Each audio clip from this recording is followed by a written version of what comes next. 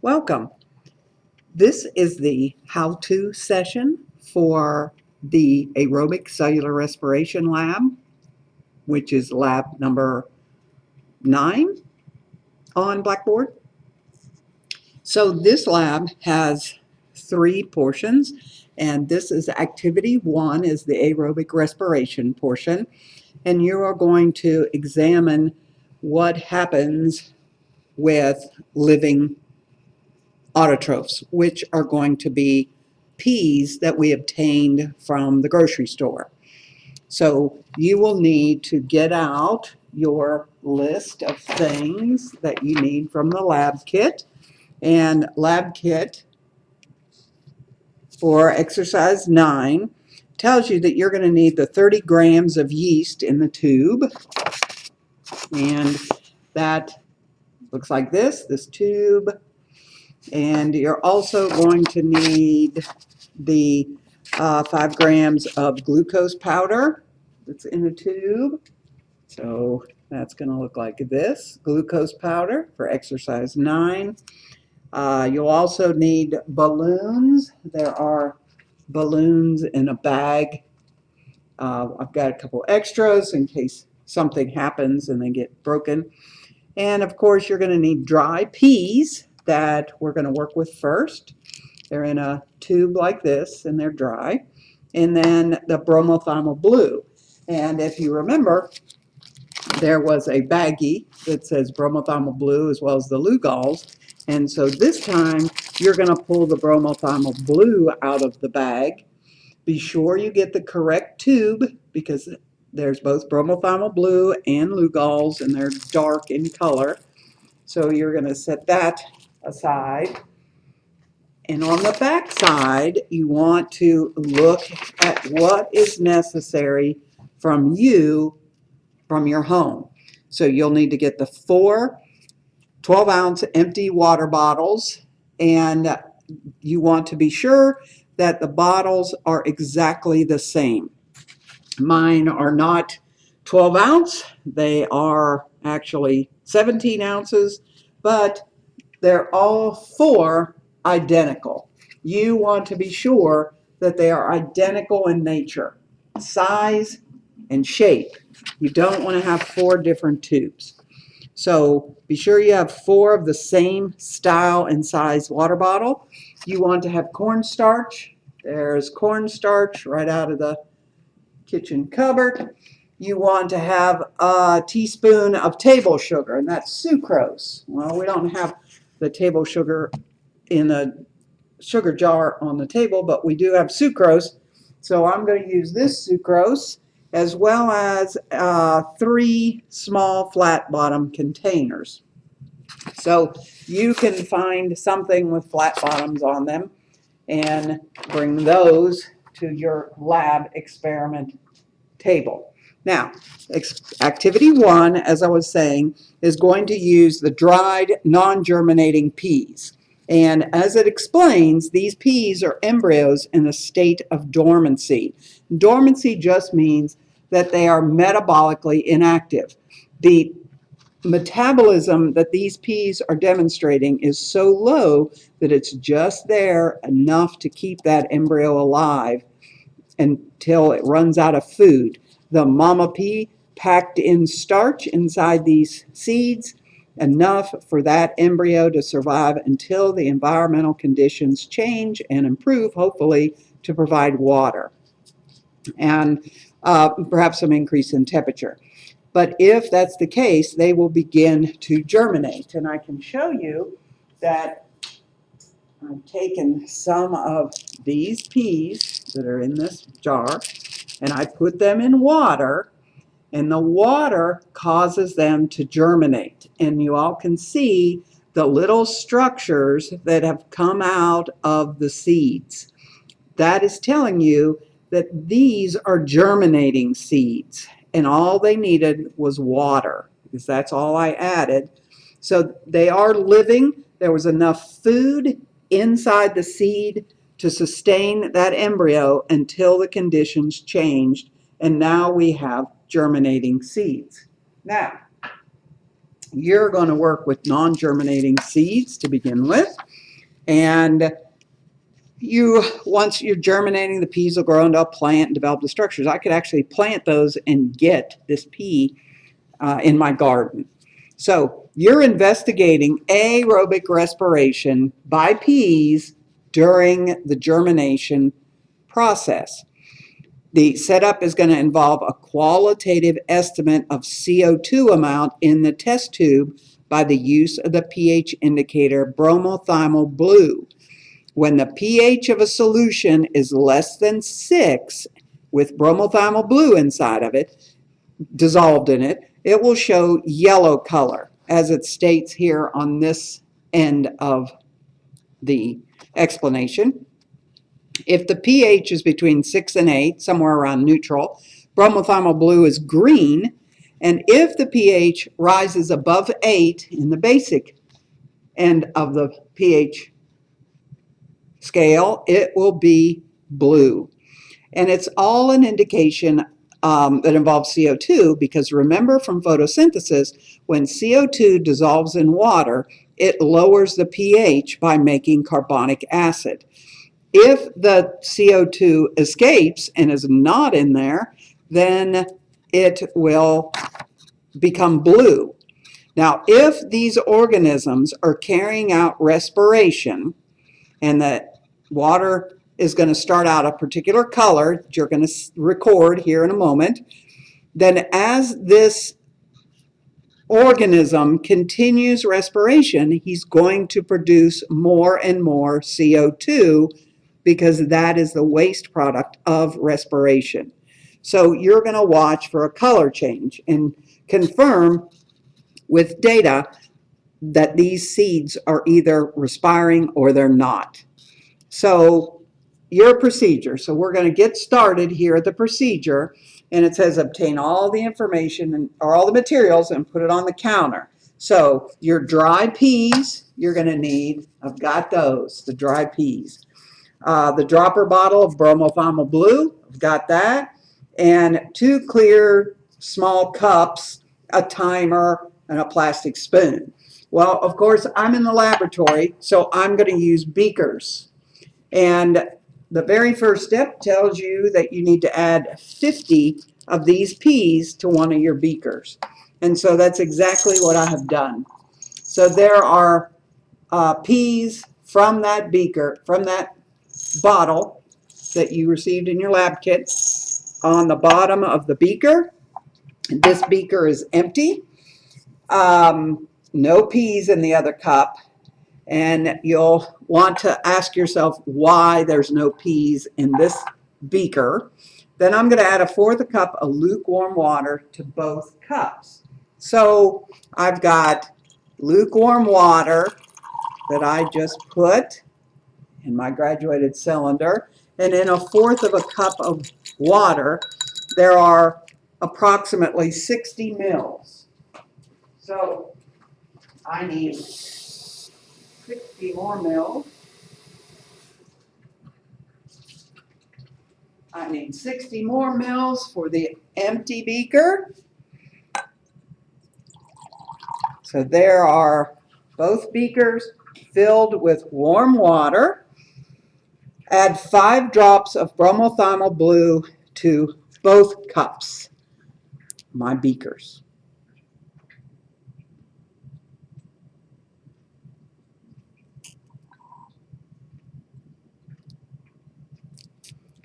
All right, drops added. I'm going to use my pipette to stir. I'm going to stir it for both. And it would probably be to your benefit if I put them on the water, on the white paper. And one thing, it does note that if it's very light, the solution is light blue, I'm going to add a few more drops. I'm going to add 5 or 6 more drops because it is very light. So I stir it up with the peas, the other beaker, no peas, and indeed I get a much more blue color. So that's all there is to this activity as far as setup. The hardest part is recording the time. So once I have the color of the solution recorded, and in my table over here, I'm going to put the solution color with no P's, the solution color with P's at time 0. Both of that color will be blue. And you can see this one is blue and the one with P's. You just have to get it at the right angle, but I can easily see that the water is blue. So I've recorded those. I am going to set those beakers off to the side, and in another hour I will record the color, 2 hours, 4, 6, 8, and then 24 hours. So you can set your identification badge next to those beakers, take a picture when you're just getting started, and then you can move on to the second activity. So, activity 2, there's a 2A and a 2B, and they're essentially the same experiment, except one you are looking at fermentation with carbon dioxide,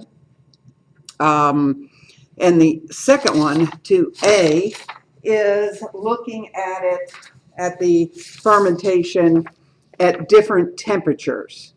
So you're using different substrates or different carbohydrates in 2A and different temperatures in 2B. Same experiment to see how much CO2 is yielded.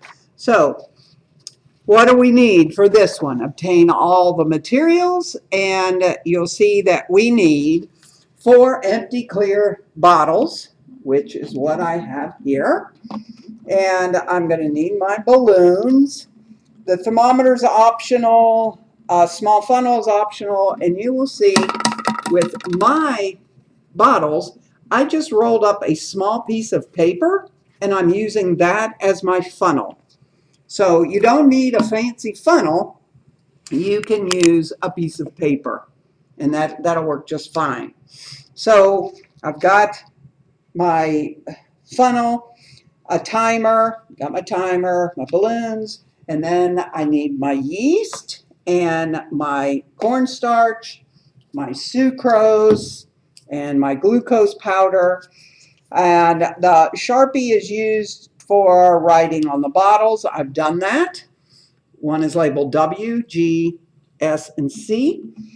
And the measuring cup, I already measured my water. And a small ruler, I have a small ruler. And I'm going to, and I have those substrates. So I used my Sharpie and I wrote on my bottles. So this one has a W, and I wrote it all around so that I wouldn't be mistaken at all. This one has a G, this one has an S, and finally I've got a C. So that's how I labeled my bottles.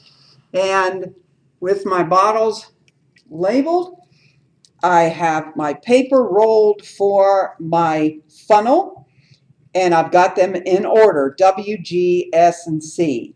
Now I'm going to add 1 teaspoon of dry yeast to each of the bottles. So here is my yeast, and I have measured out my teaspoon, 1 teaspoon, and I am going to put the teaspoon of yeast in the first bottle. I'm going to move my funnel over to my next, and I'm going to measure. I've got my other teaspoon measured out. There's my second measurement of yeast.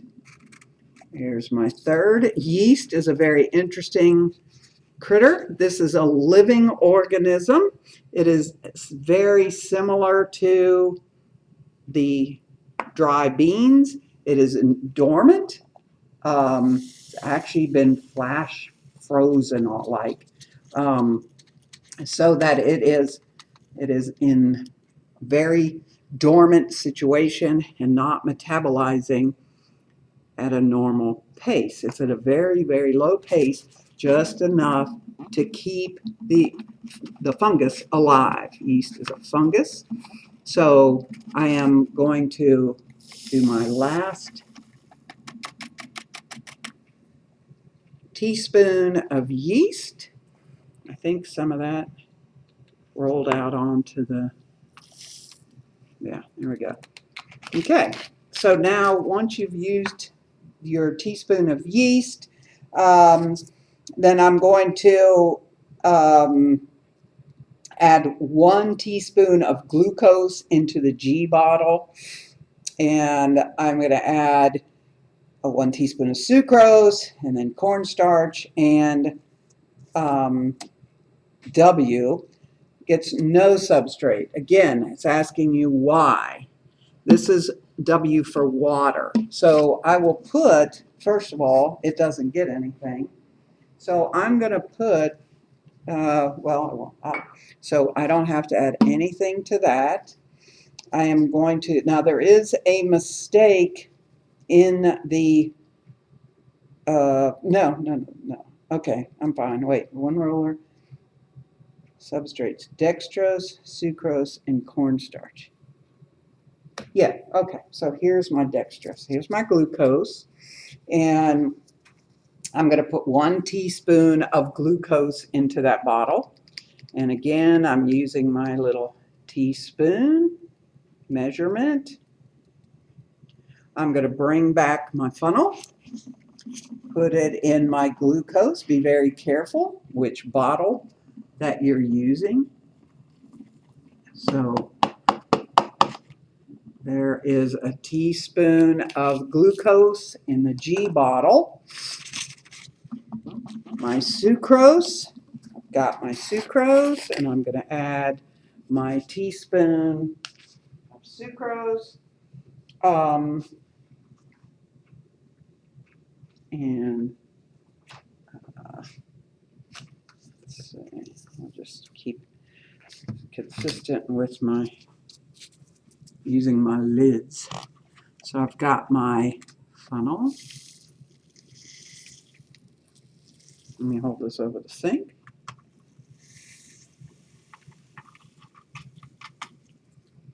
All right, 1 teaspoon of sucrose in the S bottle, and then I need a teaspoon, I will need to get this one for the cornstarch. Move my funnel, and I am going to add a teaspoon of cornstarch. Now, you want to ask yourself, what is the difference between all 3 of these carbohydrates?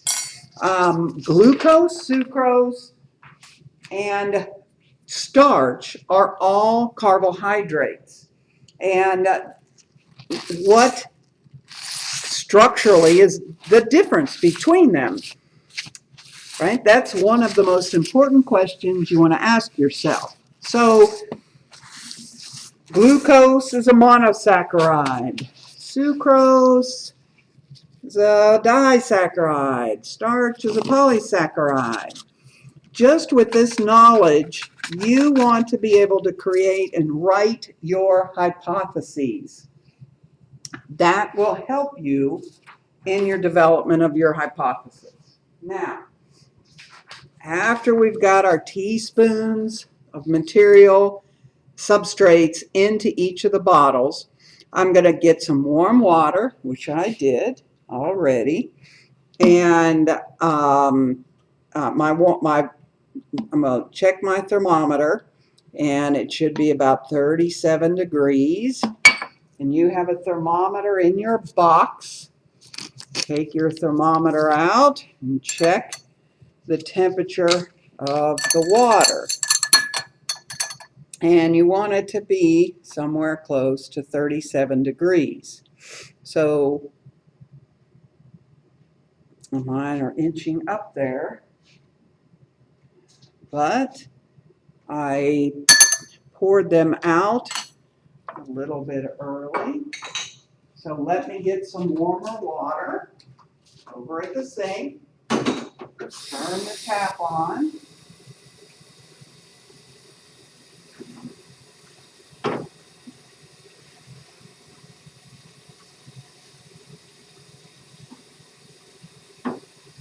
I will get my thermometer so I can assure that they do not cool off.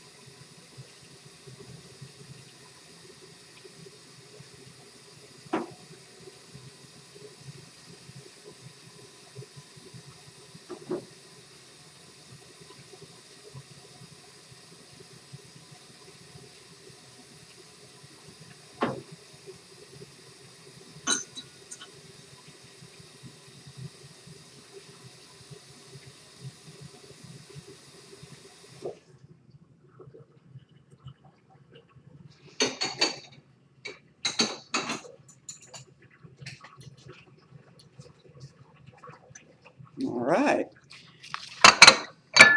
So you will do the exact same thing, and when you run your thermometer into the warm water, you will see that just coming out of the tap, I'm getting right there at 37 degrees. So that's perfect. That is just great. So I am going to use that water, and I am going to put it in each of my bottles. I'm going to run it down the side of the bottle, give it a swirl. I want all the substrate to dissolve. The yeast will not dissolve. The substrate is what we're trying to get to dissolve. We're warming up the yeast and making his environment just very comfortable. And once you've figured out that you're feeding the yeast, right? We've awakened him and we're offering him a buffet. He has awakened from a long, long sleep. And of course, he's going to be hungry. And so we're looking to see what foodstuffs would be the most efficient thing for the yeast to eat. So I'm checking my bottles. I want to make sure the water levels are the same, and they look really good. I measured them very nicely. You're going to put the tops on over here. I've got my tops. Screw your tops on, shake them up, and dissolve the substrate. And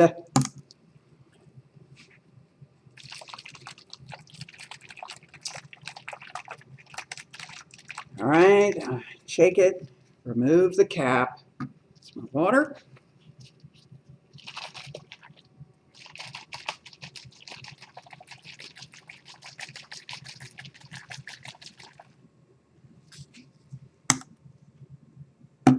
Cornstarch and sucrose.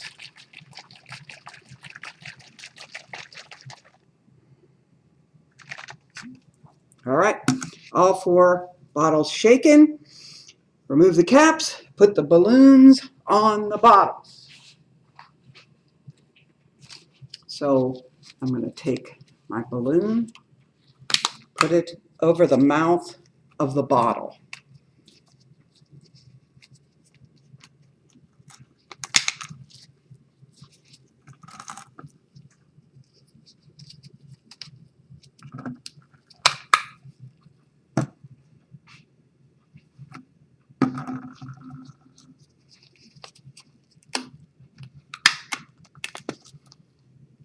Now then, I've got cornstarch, sucrose, glucose, and water.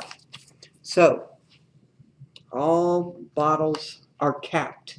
We have now created an anaerobic environment for the yeast. Whatever oxygen was in there will get used up quickly, and then the yeast will have to convert to fermentation or an anaerobic environment.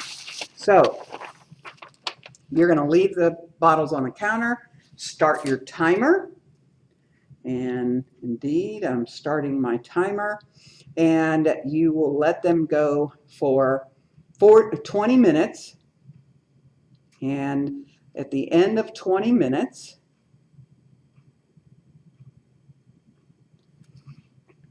you are going to observe what's happening in the bottle and what's happening to the balloon.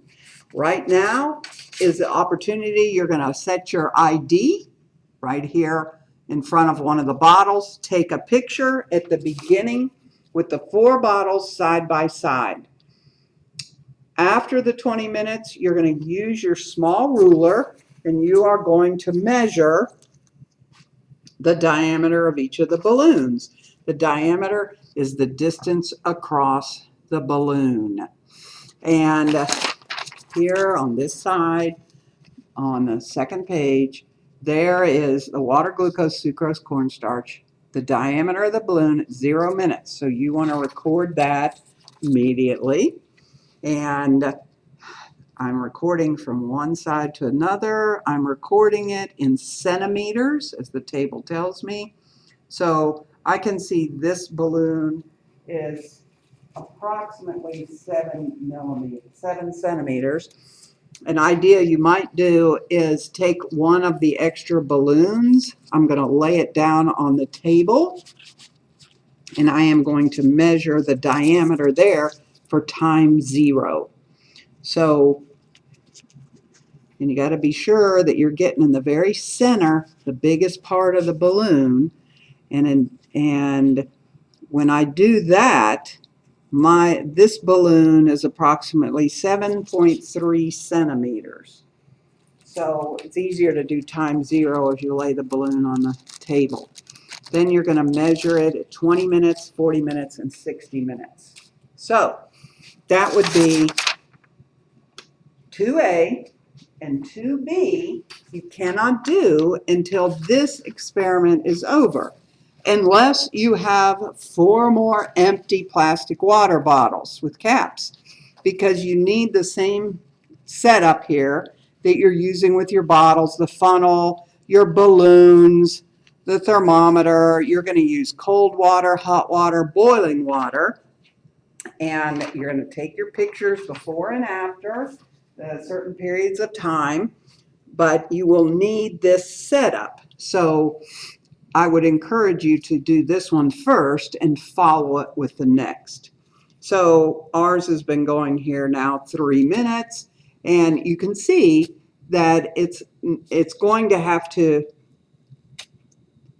use the oxygen that's in this bottle before it will start anaerobically moving a little bit quicker. So one of the disadvantages to me using a 17-ounce bottle is all of this empty space. The smaller the bottle you have, the better it will be, and the quicker you will see results. So I can redo this video the next time with a smaller bottle. I hope this helps, and we'll wrap it up there, and I think you can go ahead and get started on your experiments right now.